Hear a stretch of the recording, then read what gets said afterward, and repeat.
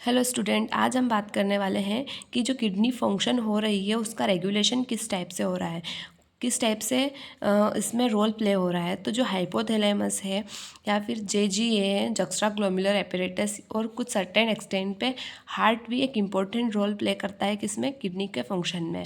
Means कभी कभार क्या होता है, जो फ्लूइड है उसका जो लॉस हो रहा है वो एक्सेस अमाउंट में होने लग जाता है।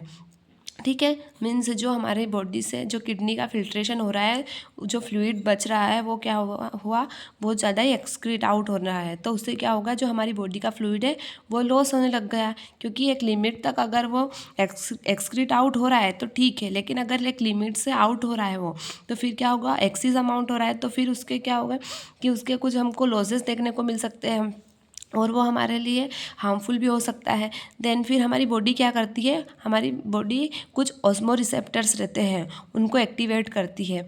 जो ऑस्मो रिसेप्टर हैं वो एक्टिवेट होते हैं, तो उनकी एक्टिवेशन से क्या होता है, जो हमारा हाइपोथैलेमस है वो स्टिमुलेट होता है।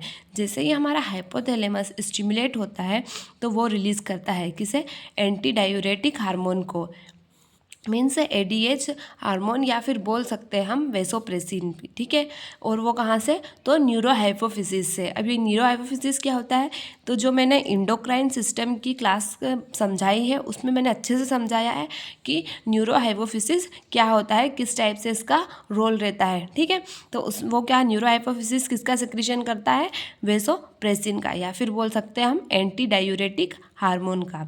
ठीक है, क्यों करा उसने ऐसा, क्योंकि जो ऑस्मो रिसेप्टर है वो एक्टिवेट होके उन्होंने हाइपोथैलेमस के पास जाके खबर पहुंचाई कि जो फ्लूइड है वो बहुत ज़्यादा लॉस हो रहा है। देन हाइपोथैलेमस स्टिमुलेट हुआ, देन इसके स्टिमुलेशन से फिर क्या हुआ, न्यूरो हाइपोफिसिस से वेसोप्रेसिन का, या फिर बोल सकते हैं एंटी डायूरेटिक हार्मोन का सिक्रीशन हुआ। तो जो एंटी डायूरेटिक हार्मोन है वो क्या करेगा, वो प्रिवेंट करेगा किसका, डायूरेसिस को। डायूरेसिस मीन्स जो एक्सेसिव लॉस हो रहा है हमारे फ्लूइड का, उसको हम क्या बोलते हैं, excessive loss of fluid is called diuresis.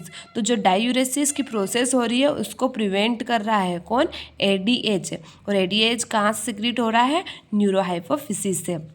And increases of ADH switch off receptor and suppress the ADH release to complete the feedback। Means अगर ADH का काम हो गया है, ठीक है, तो फिर क्या होगा कि जो रिसेप्टर है हमारे ऑस्मो रिसेप्टर वो एक्टिव हुए थे, तो उनको वापस क्या कर दिया जाएगा, स्विच ऑफ कर दिया जाएगा, जिससे क्या होगा, जो हमारा हाइपोथैलेमस है वो क्या हो जाए, सप्रेस हो जाए। और हाइपोथैलेमस सप्रेस होगा तो जो एडीएच रिलीज है वो कम हो जाएगा, या फिर जो उसका रिलीज है उसको ज़रूरत नहीं है तो वो बंद हो जाएगा। ठीक है, देन जो जेजी है ये क्या है, ये भी एक इम्पोर्टेंट रोल प्ले करता है। ये क्या करता है, रेनिन का रिलीज़ करता है। रेनिन किसका रिलीज़ करता है, एंजियोटेंसिनोजन का।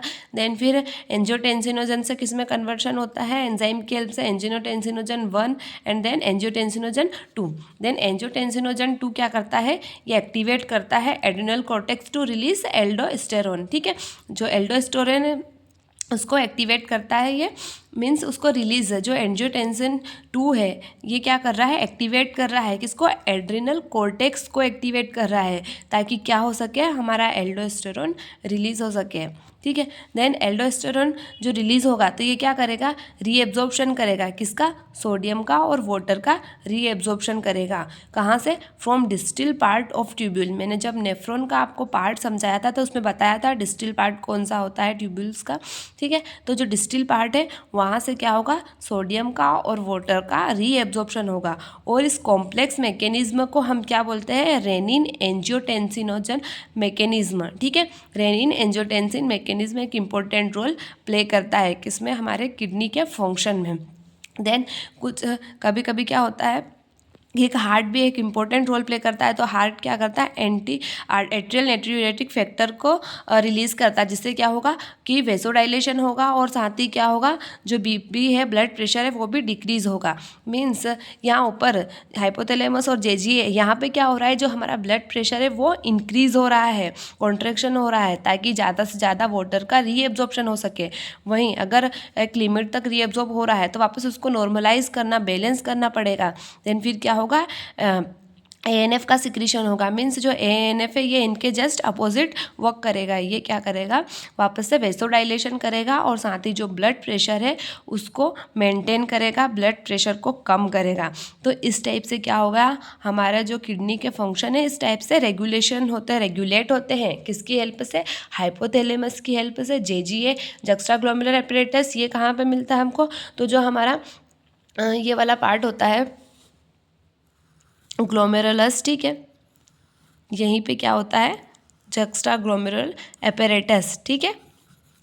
नेफ्रॉन में जब आपको मैंने बताया था ये वाला स्ट्रक्चर कौन सा होता है, यहीं पे क्या होता है, जक्स्ट्रा ग्लोमेरुलर एपरेटस है। हाइपोथैलेमस तो आपको पता ही है कहाँ पे होता है, एंड हार्ट, ठीक है। तो ये तीनों मिलके इस टाइप से किडनी का जो फंक्शन है उसको रेगुलेट करते हैं, उसमें एक इम्पोर्टेंट रोल प्ले करते हैं। देन अब नेक्स्ट क्लास में हम क्या देखेंगे कि जो हमारा ये सारी प्रोसेस होने के बाद मैच्योरेशन प्रोसेस है वो किस टाइप से होती है, ठीक है। Thank you.